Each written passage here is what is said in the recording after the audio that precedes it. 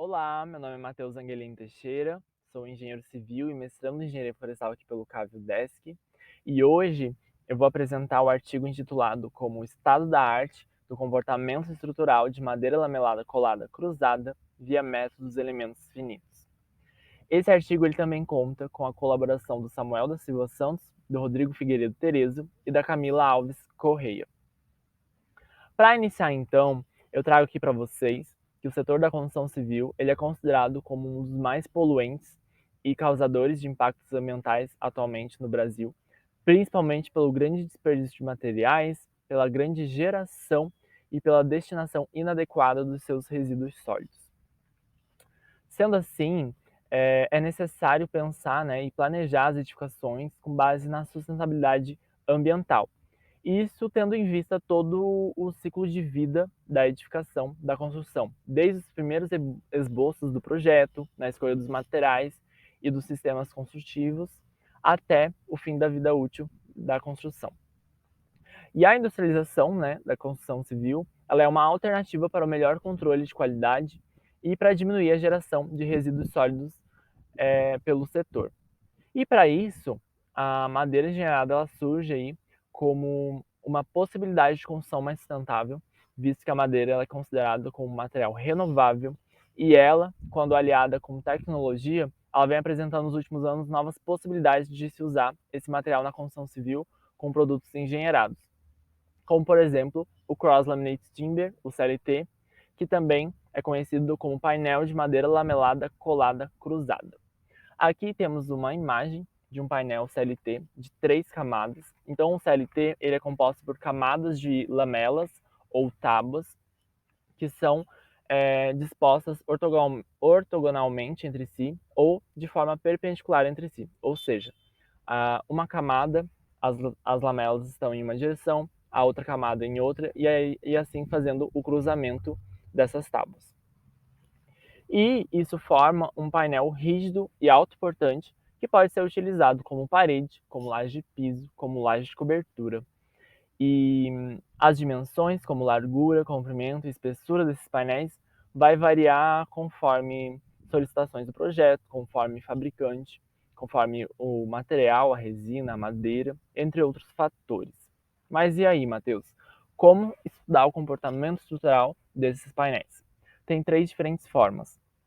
Pelo método experimental, quando a gente faz esses painéis de forma física, e aí a gente leva eles para os laboratórios e através de equipamentos específicos, a gente vai ali conhecer as suas propriedades físicas e mecânicas, ou pelo método analítico, por meio das normas, onde a gente vai utilizar ali fórmulas e equações específicas, coeficientes, entre outras coisas, para a gente chegar nos resultados que a gente almeja, ou pelo método numérico, ali procurando solucionar um problema de valor de contorno.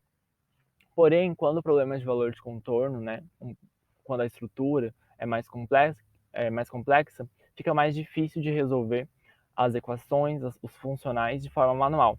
Então, tem o método dos elementos finitos, que surge aí como uma alternativa para solucionar esses problemas que são mais difíceis de a gente estar resolvendo. O método dos elementos finitos também, chamado MEF, ele divide então o material contínuo em pequenos fragmentos, e esses fragmentos são denominados de elementos finitos. Então ele transforma o material contínuo em um material discreto por meio dessa rede de elementos. E assim, isso facilita prever o comportamento desse material. Atualmente já há vários softwares que utilizam o método dos elementos finitos, e vários softwares também que estudam diferentes materiais por esse método, inclusive o CLT. Aqui eu trouxe para exemplificar para vocês um ensaio, a simulação de um ensaio à flexão a 3 pontos de CLT que eu fiz pelo software RFEM 5 da Dublau. É possível observar na lupa que então esse painel tem vários quadradinhos. Cada quadradinho desse então é um elemento finito. E para chegar nesses quadradinhos, mas qual o tamanho que é ideal e tudo mais, aí tem que ter o estudo da melhor malha aí, que vai conseguir prever o seu resultado de forma confiável e segura. Enfim, esse é papo para outra hora. Nesse artigo, temos o objetivo de identificar os principais autores sobre a temática, fornecer uma revisão atualizada da literatura sobre o comportamento estrutural do CLT por modelagem numérica via MEF e identificar, né, as principais vantagens do MEF. A metodologia, então, é uma revisão bibliográfica, onde foram coletados artigos da base de dados Scopus e foram feitos mapas bibliométricos pelo VozViewer. Como resultado, eu trago aqui primeiro o mapa dos principais países. Então, esse mapa ele mostra que os países que estão em destaque com a produção e publicação de conteúdo sobre o tema. A gente pode observar que o Canadá, a China, os Estados Unidos, a Itália são países aí que estão à frente. Podemos observar também que o Brasil não está entre eles. Aqui tem o mapa dos principais autores. Esse mapa é muito importante quando a gente vai estar fazendo uma revisão, estudando tal assunto, para a gente não esquecer ou não deixar de citar alguém, algum autor muito importante sobre o tema. Então aqui a gente pode observar Fra Giacomo, Casagrande, entre outros autores ali que estão produzindo bastante. E aqui eu trago esses resultados também, só que em forma de tabela e junto com o número de artigos publicados e também o número de citações. Essas informações também eu consigo pelo VozViewer. E aí, então, na busca do Scopus, foram encontrados 193 artigos. Para o artigo escrito, foram selecionados alguns desses artigos para que a gente conseguisse chegar no objetivo de identificar as principais vantagens. E aqui, para a apresentação, eu selecionei 4 artigos onde a gente já consegue observar as principais vantagens do MEF. Rinaldin e Fra Giacomo, eles fizeram modelagem de edifícios de 3 e 7 andares de CLT para análise de dinâmicas não lineares. E eles compararam também com os resultados experimentais das análises feitas em edifícios em escala real, lá no Japão. Então, essas comparações aí demonstraram a capacidade do modelo, pelo MEF, em capturar as respostas sísmicas dos dois edifícios com erros de 20% na aceleração relativa e 7% no deslocamento do telhado. Já Berg et al. Analisaram pelo MEF a rigidez da flexão de painéis CLT com larguras e espessuras que variam. Concluíram que o modelo 2D eles subestimam o deslocamento quando comparado com o 3D e por isso é importante se atentar à rigidez nos modelos 2D e ajustar ela para poder fornecer bons resultados. Thuresson e colaboradores avaliaram o impacto da largura e da espessura do CLT de 3 e de 5 camadas pelo MEF e pelo método analítico. E eles verificaram que o coeficiente K88, esse coeficiente ele está na matriz de rigidez do produto, né? E ele está relacionado com a rigidez da camada do painel. Eles verificaram, então, que esse coeficiente varia de acordo com a largura e espessura.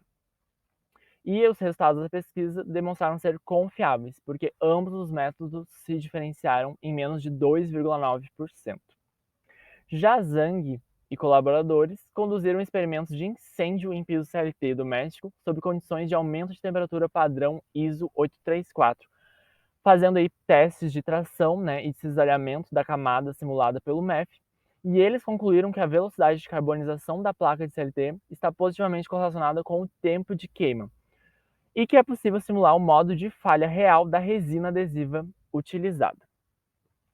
Então, a gente, com esse artigo, conseguiu elencar os principais autores sobre o tema, conseguimos fazer um levantamento bibliográfico e conseguimos elencar aí boas vantagens de se utilizar esse método. Entre essas vantagens se destacam a eficiência porque o método dos elementos finitos, quando comparado com outros métodos, ele apresenta resultados muito semelhantes, então ele se compara com os outros.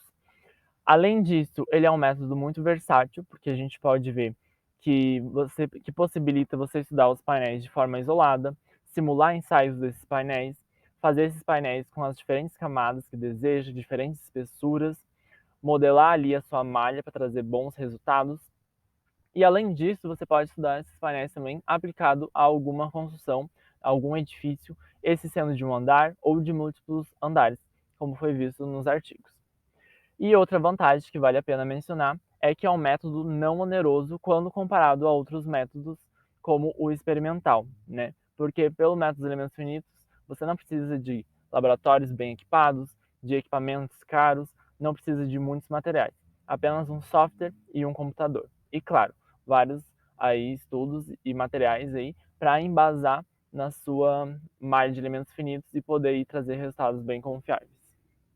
Fica aqui a minha gratidão pela oportunidade, deixo aqui o meu contato e estou à disposição. Gratidão.